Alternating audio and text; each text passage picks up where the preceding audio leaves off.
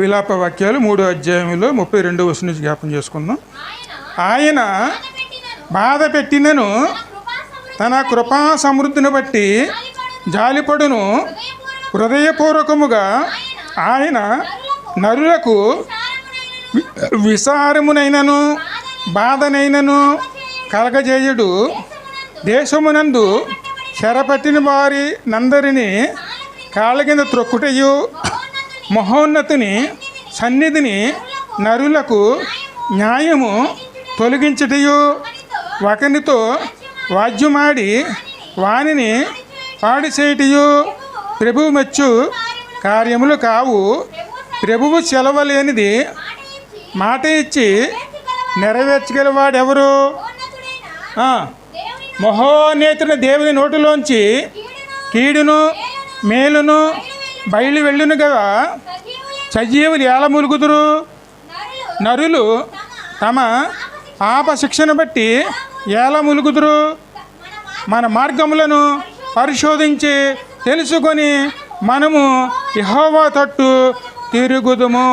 ఆకాశముందున్న దేవుని తట్టు మన హృదయములను మన చేతులను ఎత్తుకొందుము. మేము తిరుగుబాటు చేసిన వారము, ద్రోహులము, నీకు మమ్ములను క్షమింపలేదు. హల్లెలూయా. మొట్టమొదట మనం దేవుని ఇక్కడ ఈ మాట ఇర్మీయా ప్రవక్త మాట్లాడుతున్నారండి. అక్కడ ఉన్న పరిస్థితులు బట్టి, అక్కడ పరిస్థితులు ఎలాగున్నాయంటే చాలా ఘోరంగానండి. ఏ ఇంట్లో చూసిన సమాధానం లేని పరిస్థితులండి. ఏ కుటుంబం చూసిన ఇబ్బందులు, ఒకరొకరు సమాధానం లేదు. ఆ పరిస్థితుల్లోనే దేవుడు ద్వారా ఆయన మాట్లాడుతున్నారండి. ఎందుకంటే దేవుడు ఎవరిని బాధ పెట్టరు. తన ఆశీర్వాదాలు ఇవ్వకుండా దేవుడు ఎప్పుడు అడ్డు పెట్టడండి. అన్నీ ఇవ్వటానికి ఆయన వచ్చారు. అన్నీ ఆయనే చేస్తారు. కానీ అలాగని చెప్పి మనం వెళుతున్న మార్గం మన నరకానికి వెళ్ళిపోతుంటే చూస్తూ ఊరుకునే దేవుడు మాత్రం కాదండి. మొట్టమొదటి హెచ్చరిస్తారు. వినలేదనుకోండి, అదేవిధంగా దేవుని వాక్యం ద్వారా మాట్లాడతారు. ఇంకా వినలేదనుకోండి, అప్పుడు ఒక్కొక్క శ్రమ తీసుకొస్తారు. వాటి వల్ల వచ్చే ఫలాలు ఇలా ఉంటాయని తెలియజేయటానికి తీసుకుని వస్తారు. ఇంకా వినలేదనుకోండి, ఇంక పట్టించుకోవడం మానేస్తారు. దేవుడు పట్టించుకోకపోతే వారి హృదయ కాఠిన్యానికి వారిని అపకరించేస్తారు. దేవుడు మాట్లాడతారు. అది గ్రహించని కూడా మనం పక్కన పెట్టేసామనుకోండి, హెచ్చరిస్తారు. హెచ్చరించినప్పుడు కూడా మనం భయపడలేదనుకోండి, లోపడలేదనుకోండి, కడకు వచ్చేది ఒక్కొక్క శ్రమ తీసుకొస్తారు. ఆ శ్రమ కూడా ఆయన తీసుకురావటం కాదు, అనుమతిని ఇస్తారు. తప్పు మార్గంలో వెళ్తున్నప్పుడు దాంట్లో వచ్చే బాధలు ఖచ్చితంగా మనం అనుభవించాల్సిందని. అది అనుభవించాలనే సరే దేవుడు అనుమతి కావాలి. దేవుడు అనుమతిని ఇస్తాడండి. దేవుడు అనుమతిని ఇవ్వకుండా ఏది జరగదండి. దేవుడు అనుమతిని ఇస్తాడు. ఎందుకని అనుమతిస్తాడు? మనం వెళుతున్న మార్గము మంచి మార్గం కాదని మనం తెలుసుకోవడానికి దేవుడు అనుమతిని ఇస్తారండి. అయినా సరే మనం ఇంకా లోబడలేదనుకోండి, మన హృదయ కాఠిన్యానికి ఆయన అప్పగించేస్తారు. ఇది ఖచ్చితంగా జరుగుతుంది. లోకంలో పరిస్థితులు ఇప్పుడు ఎలాగున్నాయంటే మీరు ప్రతిరోజు ఇంటూనే ఉన్నారు. ఇది కడవరి రోజులండి, అంటే చివరి రోజులు. ఒకరు శత్రువులు. కడకే మొన్న ఈ మధ్యన ఇక్కడ దగ్గరలోనే మనది ఇప్పుడు జరుగుతున్నాయని.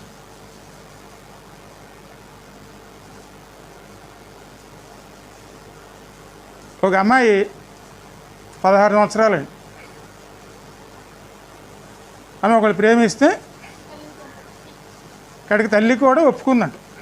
కానీ ఆమె చేస్తున్న విధానాలను హెచ్చరించింది.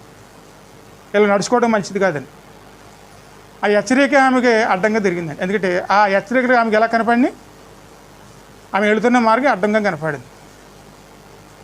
ఇక్కడికి ఆ ప్రేమించిన వాడిని పిలిచి తల్లిని చంపించేసింది. చంపిస్తాం ఎలాగా? ముందు సున్నితోనూ తానే పీకి ఉరేసినట్టు చేసి వాడిని కాగేసి వాడి చేత చుత్తులతో కొట్టించి తల మీద. ఇంకా సావలేదంటే తానే అమ్మ సావలేదు వచ్చి చంపేరా అని చెప్పి ఆమె కేకలేసి ఆ లోపల చిన్నపిల్లలు వస్తే ఆ చిన్నపిల్లని బయటికి పంపించేసి ఎలాగైతే వాళ్ళు అనుకునే పని చేసేసారు. ఆమె వయసు ఎంత? 16. ఈ నెలలోనే 4 5 పెళ్ళి నెలకే. ఇంతవరకు మనం ఏ విధంగా విన్నామండి? భర్తలు చిత్రహింసలు పెడితే భార్యలు చనిపోయారు అని విన్నాం. కానీ ఇప్పుడు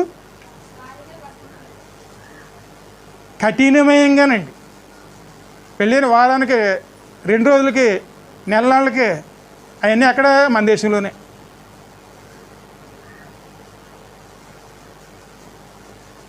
ఎందుకంటే మనం ఏ స్థితిలోకి వెళ్ళిపోతుందండి.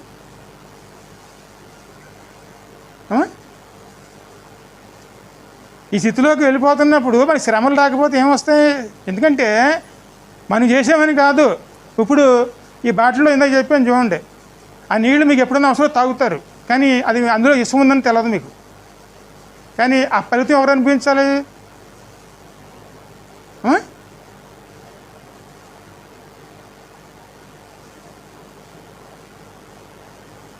అందుకే జాగ్రత్తగా ఉండాలి. ఎవరికి వారు జాగ్రత్తగా లేదనుకోండి, ఏమో రేపు మనం అలా మారుతామేమో. మన పిల్లలు మంచివాళ్ళే, కానీ ఆ టైం వస్తే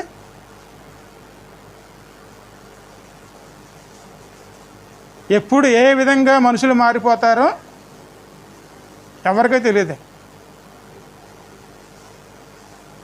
మొట్టమొదటి మనం దేవునితో కలిసి నడిచేవారునే ఉండాలండి, సమాజం కాదండి. ఎలా పెడితే అలా డబ్బులు ఉన్నవాడికి రాజ్యం అండి. దేవుని సహాయం లేకపోతే ఎదుర్కోవటం అనేది చాలా కష్టం. అందుకే ఇరిమియా ప్రవక్త కన్నీటితో ప్రార్థన చేస్తున్నాడు అన్నమాట. దేవుడు ఎవరిని బాధ పెట్టడయ్యా, దేవుడిని మనస్ఫూర్తిగా ఎవరిని కూడా ఇబ్బంది పెట్టడు, శ్రమలు పెట్టి దేవుడు కాదు, మీరు చేస్తున్న కార్యాలు బట్టి మీరు అనుభవిస్తున్నారు. ఆ కార్యాలంటే ఇయ్యేనండి. ఇందులో దేవుడు నమ్ముకున్న వాళ్ళు ఉన్నారు. మీ కార్యాలను బట్టి శ్రమలు వస్తున్నాయి. దేవుడు అన్నీ చేయగల శక్తివంతుడు. దేవుడు సహాయం లేకపోతే మనం ఒక్క నిమిషం కూడా గడపడం అనేది అసాధ్యం. మాట ఇచ్చి నిలుపుకోలేమండి. మన నోటి మాటనే నిలుపుకోలేని వారు మనం దేవుని సహాయం లేకపోతే ఏం చేయగలుగుతామండి? మనం ఏది చేయలేమండి. అందుకే మనం దేవుళ్ళను మనం బాగోవాలన్నా, కుటుంబం బాగోవాలన్నా, మన ఇరుగు పొరుగు వారు బాగోవాలన్నా, మనం ఉన్న చోటు బాగోవాలన్నా, దేవుని సమాధానం ఉండాలన్నా ముందు నీ దేవుడితో నీకున్న సంబంధాన్ని అక్కడ ఖచ్చితంగా గట్టిపరుచుకోవాలండి. ఆ ఊరిలో ఒక్కడు ఉండిన చాలు, వాని ప్రార్థన నేను ఆలకిస్తాను. దేవుని వాగ్దానం అండి. ఇశ్రాయేలు పట్టణంలో ఒక్క మనుషుడు ఉన్నాను, ఆ పట్టణాన్ని నేను క్షమిస్తాను. మరి ప్రార్థన చేస్తున్నామా? ఎందుకంటే మనం చేసే పనులు మనకి అర్థం కాకపోవచ్చు. పాటలు పాడవలసిన సమయంలో ఆరాధన చేయవలసిన దానిలో వాక్యం చేయవలసిన దానిలో నువ్వు టైం అయిపోవటం, ఇంకా ప్రార్థన సమయం ఏదండి? ఉన్నది 2.5 గంటలు. 2.5 గంటలోనే గంటన్నర మనం ఇవ్వలేకపోతే ఆ గంటలో ఏం జరుగుతాయండి? సంఘంలో ప్రార్థన లేకపోతే ఆ గ్రామం పరిస్థితి ఏంటండి? అక్కడున్న ప్రజల పరిస్థితి ఏమిటి?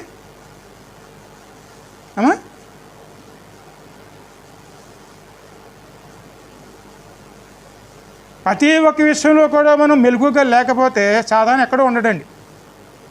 ఎవరిని మింగునాదని గర్జించే సింహంలాగా తిరుగుతూనే ఉంటాడు. అంతే, మెలుగుగా ఉండదు. దేవుడిచ్చిన సమయాన్ని మనం సద్వినియోగం చేసుకున్న వారునే ఉండాలి. ప్రార్థన చెయ్యకపోవటం కూడా పాపమేనండి. దేవుడు మనకి ఇచ్చిన సమయంలోనూ మనం ఆరాధించకపోయినా సరే పాపమేనండి. దేవుని వాక్యాన్ని ప్రార్థన పూర్వకంగా వినలేకపోయినాను, దేవుని చిత్తాన్ని తెలుసుకోలేకపోయినాను, అది కూడా పాపమేనండి. ఎందుకంటే మనలో ఎవరున్నారు? మనలో ఉన్నవాడు లోకంలో ఉన్నవారి కన్నా గొప్పవారండి. పరిశుద్ధాత్ముడు ఆయన ఆరాధన చేస్తున్నారు. మరి మనం ఏం చేస్తున్నాం? ఆయన ఆరాధన చేస్తున్నారు సంఘంలోనండి, ఉన్న కొద్ది మందితోనే. మరి మిగిలిన వారండి ఆ సమయంలో సంతోషపడతారా, బాధపడతారా? అదే వాక్య జ్ఞానం చేస్తున్నాం, మన మనసు ఆ వాక్యం మీద నిలిచి ఉందా? వాక్యం మీద నిలిచి లేకపోతే ఆ వాక్యం ఎవరికి అర్థమవుతుంది అని మాట్లాడినాను, అది మనకు ఉపయోగపడదండి. అది గ్రహిస్తారు ఆయన. అందుకే హృదయ రహస్యాలు ఎరిగిన వారు ఆయనేనండి. అందుకే ఎన్ని విషయాల్లో కూడా ముందు మనము మార్గాల్ని చక్కపరుచుకునే వారునే ఉండాలి. అప్పుడు చూడండి దేవుని ఆశీర్వాదం ఎలా నడిపిస్తుందో. అడిగినాను అడగకపోయినాను ఖచ్చితంగా దేవుడు ఆశీర్వదిస్తారండి. ఎందుకంటే మనము దేవుడిలాగా మారటానికి వచ్చాం, కానీ దేవుడు మనలా మారటానికి ఆయన ఈ లోకానికి రాలేదండి. ఆయన ఈ లోకానికి ఎందుకు వచ్చారండి? ఆయన కుమారుడు సహవాసములోను ఆయనలా మారటానికి మనల్ని పిలిచాడు, కానీ మనలాగా మారటానికి ఆయన ఈ లోకానికి రాలేదండి. అది గ్రహించుకోవాలి. మనం ఆయనలా మారాలి. ఆయనలా మారాలంటే ఆయనకి లోబడే వారమునే ఉండాలండి. ఉన్న సమయాన్ని ఏం చేసుకోవాలి? చక్కగా సద్వినియోగం చేసుకున్నాం అనుకోండి, ఆ 2:30 గంటలు కూడాను దేవుని సంతోషం మనలో ఉంటుంది. ఇంటికి వెళ్ళిన తర్వాత ఆ సంతోషం ఆ వారం అంతా ఉంటుందండి. ఎప్పుడు కూడా మందిరంలో మనం దేవుని సంతోషపెట్టేవారునే ఉండాలి. అప్పుడు ఆయన మనల్ని సంతోషపెడతారు. అందుకే ఆయన అంటున్నారు, మన విధి విధానములను ఇంకా ముందు చదువుమా.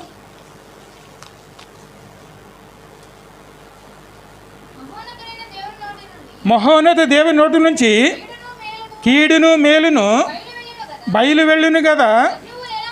సజీవులు ఏలమూలుగు. సజీవులు అంటే ఎవరండి? దేవుని చేత పిలువబడిన వారు, దేవుని చేత నడిపించబడుతున్నవారు. సాక్ష్యాలు చెప్పుకున్నాం మనం. ఆ సాక్ష్యం ఎక్కడ ఉండాలి? సాక్ష్యం మన జీవితంలో ఉండాలండి. చెప్పేస్తే ఆ సమయంలో మర్చిపోయి మళ్ళీ ఆ తర్వాత మరొక సాక్ష్యం వచ్చే వరకు సాక్ష్యం లేని వరకు ఉండకూడదండి. ఒక సాక్ష్యం కనుక మనలో ఉందంటే ఆ సాక్ష్యం మనం ఈ లోకం విడిచిపెట్టే వరకు కూడాను మనలో ఉండాలండి. అది ఎందుకంటే అది దేవుడు చేసిన కార్యం అండి. అప్పటి వరకు మనం ఏనాడు మర్చిపోకూడదండి. అందుకే సజీవులు ఏల మూలుగుదురు, నరులు తమ పాప శిక్షను బట్టి ఏల మూలుగుదురు. మన మార్గములను పరిశోధించి తెలుసుకొని మనము యెహోవా తట్టు తిరుగుదుము. హల్లెలూయా. చక్కైన మాట అండి. ముందు మన మార్గాలు సరి చేసుకోవాలంటే పరిశీలన చేసుకోవాలి. అయ్యో నేను దేవుళ్ళు చక్కగా నిలిచి ఉన్నానా? దేవుని ఆశీర్వాదాలు పొందుకునే విధంగా ఉన్నానా? ఒకవేళ ఆశీర్వాదాలు పోగొట్టుకుంటున్నానా? ఒక సంవత్సరం కాలేజీలో మార్కులు తక్కువైతే మళ్ళీ వెంటనే మరి వచ్చే సంవత్సరాలు ఏం చేస్తారండి?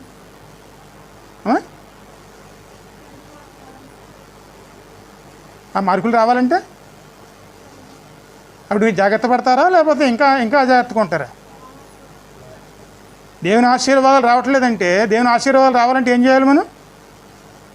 మన జీవించే విధానాలని మనమే పరిశీలన చేసుకుని అందులో ఏదైనా లోపాలు ఉంటే దేవుని సహాయంతో మనం దేవుని అడిగి దేవుని సహాయముతోనూ సరి చేసుకుని దేవునితో మన ఇంటిని కట్టుకునేవారునే ఉండాలండి.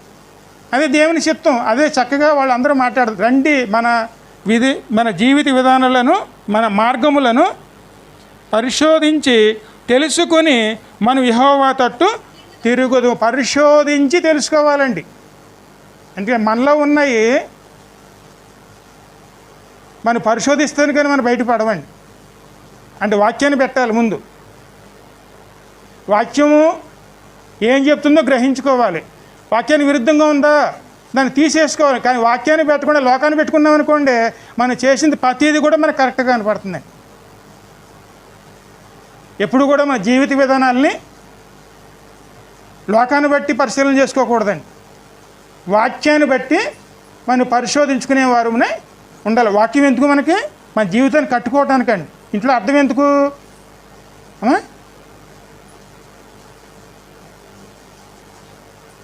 ఇంట్లో అర్థం ఎందుకమ్మా? ఇంట్లో అర్థం కొనుక్కోకుండానో పక్కింటి వాళ్ళు అర్థం చేసుకుని వాడుకుంటారా? మీరు ప్రార్థన చేసుకోకుండానో ఎవరో ప్రార్థన మీద ఆధారపడతారా?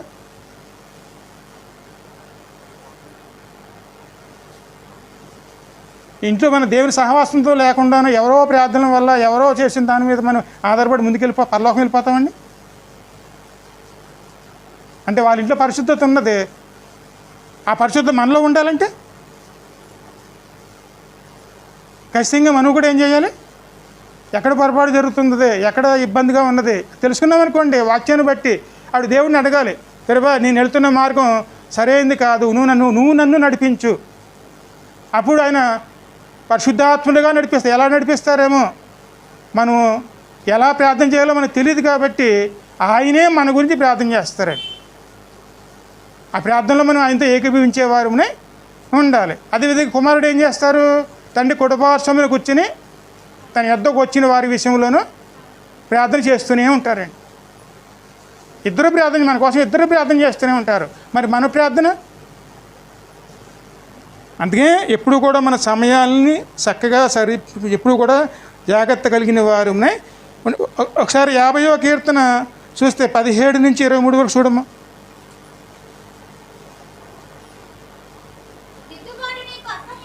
దిద్దుబాటు నీకు అసహ్యము కదా. చూడండి, ప్రభు చెప్తున్నారండి. దేవుడు ఎన్ని చెప్పారు, ఇప్పుడు వెంటనే మనం ఏం చేసుకోవాలి? ఇప్పుడు చెప్పినవన్నీ కదా నా మాటలు కాదండి, అన్నీ దేవుని మాటలే. ఎందుకంటే పరిశుద్ధాత్ముడు మాట్లాడి మాటలే. ఆయన మాటలు మనం వెంటనే మనం తీసుకుని మన విధి విధానాలని దిద్దుకునేవారు. మనం తప్పు ఉందనుకోండి, తప్పు అని తెలిసింది, దాన్ని వెంటనే ఏం చేయాలి? మనం తీసి అవతల పాడేయాలి. పాడేయకపోతే మనం నష్టపోయేది ఎవరు? ఖచ్చితంగా మనం ఏం చేసుకోవాలి? దిద్దుపాటు నీకు అసహ్యము కదా, నీవు నా మాటలను వెనకకు త్రోసి వేసెదవు. చూడండి, ఇది చాలా ప్రమాదం. మన జరిగింది అదే.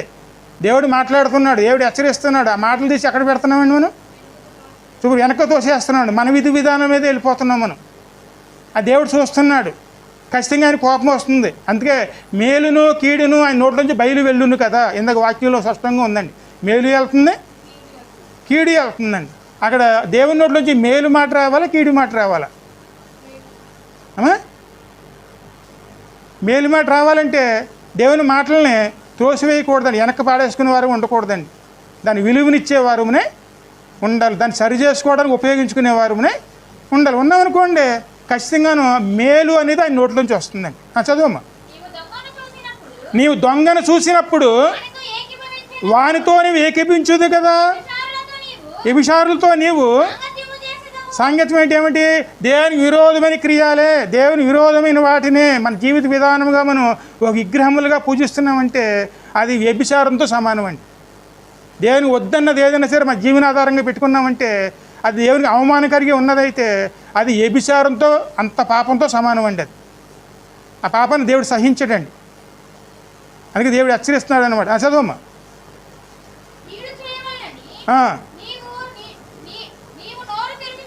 కీడు చేయవలని నీవు నోరు తెరుచుచున్నావు, నీ నాలుక కపటము కల్పించుచున్నది.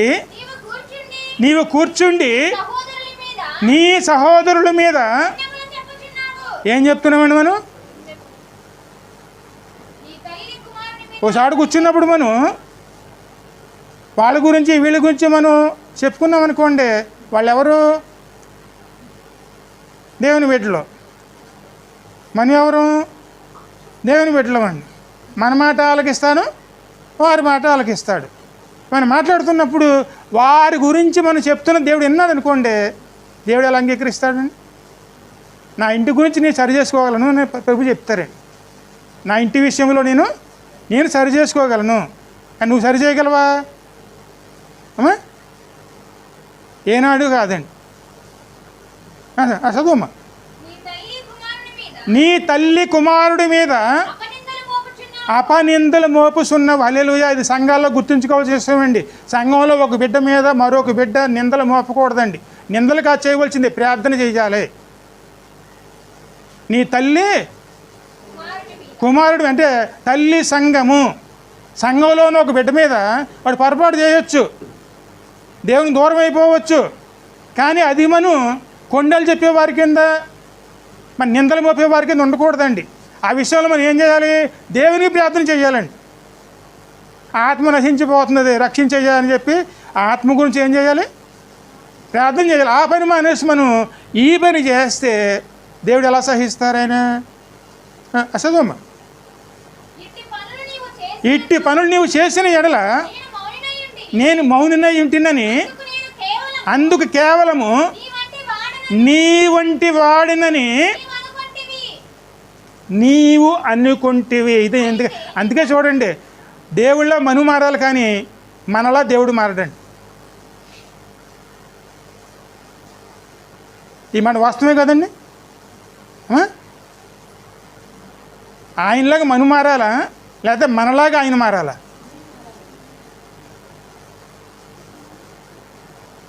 మరి చూస్తూ ఎలా ఊరుకుంటారు? ఆయన ఏమి సమర్థిస్తారా? ఆ విషయంలో సమర్థిస్తారండి? ఆమెనంటారా?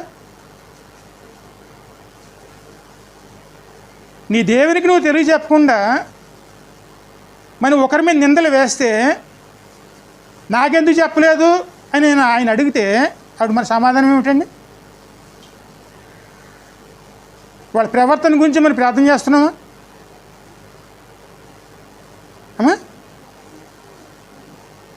అదే ప్రభు అడుగుతున్నారు. నేనును నీ వంటి వాడినని నీవు అనుకుంటివి, అయితే నీ కన్నుల ఎదుట ఈ సంగతులను నేను వరుసగా ఉంచి నిన్ను గద్దించదును. మాట విన్నావా? వెంటనే దేవుని ద్వారా సరిచేయబడతామండి. మాట వినలేదా? ఒకదాని వెనకాల ఒకదాని మనం తెలుసుకునే వరకు కూడాను ఆ శ్రమలు వస్తూనే ఉంటాయి. ఈ విషయంలో సరి చేసుకోవాల్సింది ఎవరు? మేము చేస్తున్నామా అనొచ్చు, అలా అనుకోకూడదండి. ఇందాక చెప్పిందే దానికి వర్తిస్తుంది. అపాయకరమైనది ఏదైనా వచ్చి మన దాంట్లో పడిందంటే ఎంత పరిశుద్ధమైనా సరే దాని ద్వారా మనం ఇబ్బందుల పాలైపోతామండి. అందుకే ఎప్పుడు కూడా దేనికి దూరంగా ఉండాలి మనం? అటువంటి పరిస్థితులు మనలో రాకుండా ఉండాలంటే ముందు జాగ్రత్తగా ఉండి మనము వాటికి దూరంగా ఉండేవారునే ఉండాలి. అందుకే దేవుడు మాట్లాడతారు. చదువుమా. దేవుని మనుషుల వారలారా, దేవునిని మరుసువారులారా దీనిని ఏషించుకొనుడి. అంటే దేవుని మరుసువారులారా, ఆ మాటకు అర్థం ఏంటమ్మా?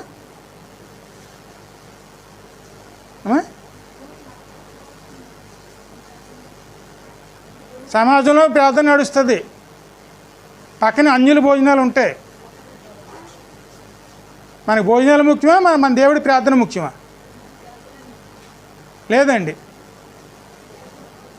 అన్నామనుకోండి మన పెద్ద విరోధులు. ఈ రోజులు ఇదే జరుగుతున్నాయండి. రక్షణ పొందుకున్నవారే, వల్లరా తీసుకుంటున్నవారే, ప్రార్థన లేకపోతే పరిస్థితి వెళ్తుంది. అది వేరేది. పరలోకం అన్న దేవుని సన్నిధానంలోనూ దేవుడు మనకి ఇస్తున్నప్పుడు మన్నాను తోసివేసి అటువంటి చోట్లకి వెళ్ళి మనము దేవుని మర్చిపోతే ఆశీర్వాదం కోసం ఏమొస్తుందమ్మా?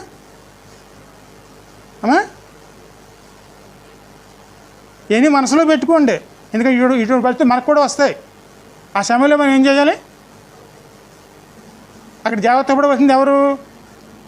మనమేనండి. ప్రార్థన లేదనుకోండి, ఏది లేదనుకోండి, వెళ్ళినా పర్వాలేదు, తప్పేం లేదు. కానీ మన సమాజంలో మన ప్రార్థనలు ఉన్నప్పుడు అక్కడ నిర్లక్ష్యం చేస్తే అది ఖచ్చితంగా దేవుడు దానిని చూస్తాడండి.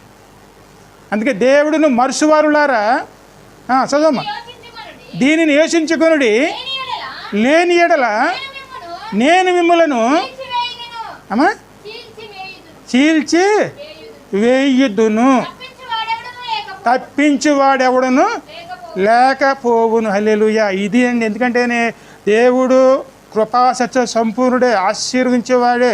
కానీ ఆయన కోపం రేపి ఆయన విరోధంగా నడుచుకున్నాం అనుకోండి, చెప్పినా మనం వినకపోతే కడకొచ్చే పరిస్థితి ఇదేనే. ఎందుకంటే ఇది కడవరి రోజులండి, ఎన్ని చివరి దినాలు. ఎక్కడ చూసినా యుద్ధాలే కాదండి, మన వచ్చిన తుఫానులకి చైనా పెద్ద పెద్ద వంతుల్లో కొట్టుకుపోయి వేల మంది నదుల్లో కొట్టుకుపోయారు. భయంకరమైన వరదలు, మొత్తం 5-6 సీట్లు కొట్టుకుపోయి. ఎక్కడ చూసినా యుద్ధాలు, ఎక్కడ చూసినా ఇదేనండి, ఎక్కడ చూసినానండి. అలాగే బాగున్న చోట ఏమన్నది, మనుషుల్లో సమాధానం లేకపోవటం. మనుషుల్లోనే కాదండి, ఇంట్లోనే ఉండలేదండి. పిల్లలు ఎలాగ ఉంటారు ఆ సమయానికి.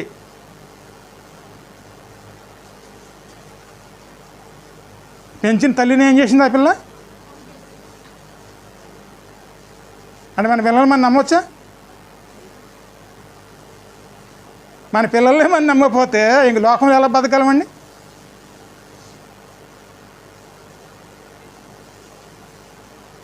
అందుకే మనం ఎప్పుడు కూడా మెలకువగా ఉండాలి, జాగ్రత్తగా ఉండాలి, దేవుని సహాయంతో జీవించేవారునే ఉండాలి. ఇంకా ముందుకు వెళితే మనం కీర్తన 87 కీర్తన 10 చూడమ్మా.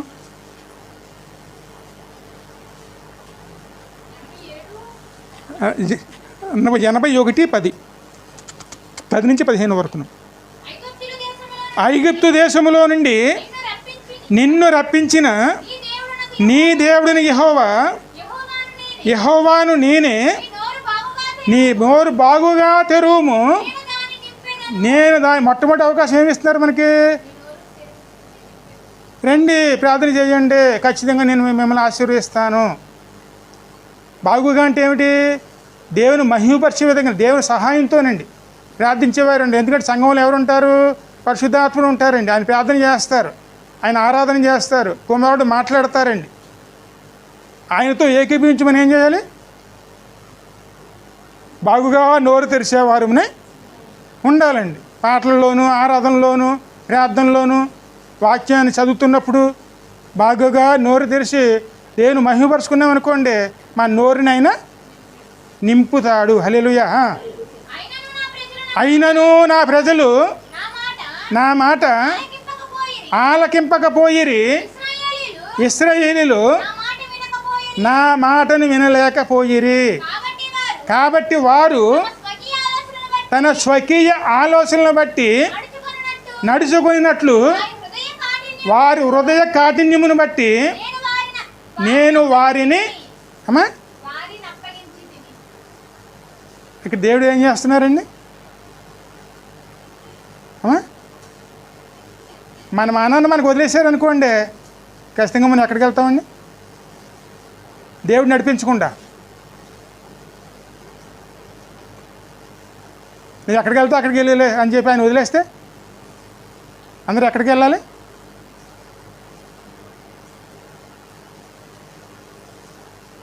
ఆ రోజు ఐగుప్తు ప్రజలు దేవుడు రానంటే ఒక్క అడుగు కూడా బయట పెట్టలేదండి. వాళ్ళు పగల మేఘస్తంభంగా, రాత్రి అగ్నిస్తంభంగా ఆయన బయలుదేరితేనే వీళ్ళు బయలుదేరారండి. ఒక్కో సందర్భంలోనూ 6 నెలలు గుడారాల్లో ఉండిపోయారు. ఎందుకంటే ఆ మేఘస్తంభం మందిరం మీద నిలిచి ఉండేదండి, కానీ ముందుకు వెళ్ళేది కాదు. ఆ 6 నెలలు కూడా వారు గుడారాల్లోనే ఉండేవారు. ఎప్పుడైతే ఆ మేఘము ముందు కదులుతుందో అప్పుడు వాళ్ళు ప్రయాణం చేసేవారండి. దేవునితో కలిసి మనం ప్రయాణం చేయకపోతే ఇంకెవరితో చేస్తామండి మనం?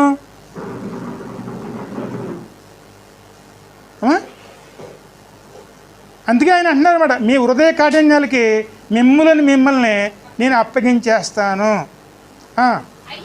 అయ్యో నా ప్రజలు నా మాట విని ఎడల, ఇశ్రాయేలు నా మార్గములను అనుసరించిన ఎడల ఎంత మేలు. అప్పుడు నేను వేగిరమే వారి శత్రువులను అనగదొక్కేదను. హల్లెలూయా. చూడండి, అండర్లైన్ చేసుకోండి. మీ ఇంట్లోని శ్రమలో మీ శత్రువులు, మీ అనారోగ్యాలు మీ శత్రువులు. దేవునితో మీకు క్రమంగా ఉంటే, దేవుని మహిమపరిచే వారికి ఉంటే దేవుని సన్నిధానంలో బాగుగా నోరు తెరిస్తే, ఆయన ద్వారా నడిపించబడితే మీ శత్రువులతో యుద్ధము మీ దేవుడే చేస్తారండి. యుద్ధం ఎవరిది? ఆయన వాగ్దానం అండి. కానీ వాగ్దానం ఏం చేసుకుంటున్నాం మనం? పాడు చేసుకుంటున్నామా లేదా నిలబెట్టుకుంటున్నామా? అందుకే ప్రజలు అంటున్నారు, ముందు మన జీవిత విధానాలని మనం పరిశోధించుకుందాం, తెలుసుకుందాం, చక్కగా దేవుని మార్గంలోనూ నడుచుకుందాం. ఆ తీర్మానాలు మనకు ఉండాలండి. నిన్నటి వరకు ఏం జరిగిందో అనవసరం. ఈ రోజు నుంచి ఏం చేసుకోవాలి మనం? ఎందుకంటే అది ముందు జరిగిపోయినా మనం సరి చేయగలమా? ఏమాత్రం సాధ్యం కాదండి. అది ప్రభు హెచ్చరించినప్పుడు ఏం చేసుకోవాలి మనం? ఇప్పుడు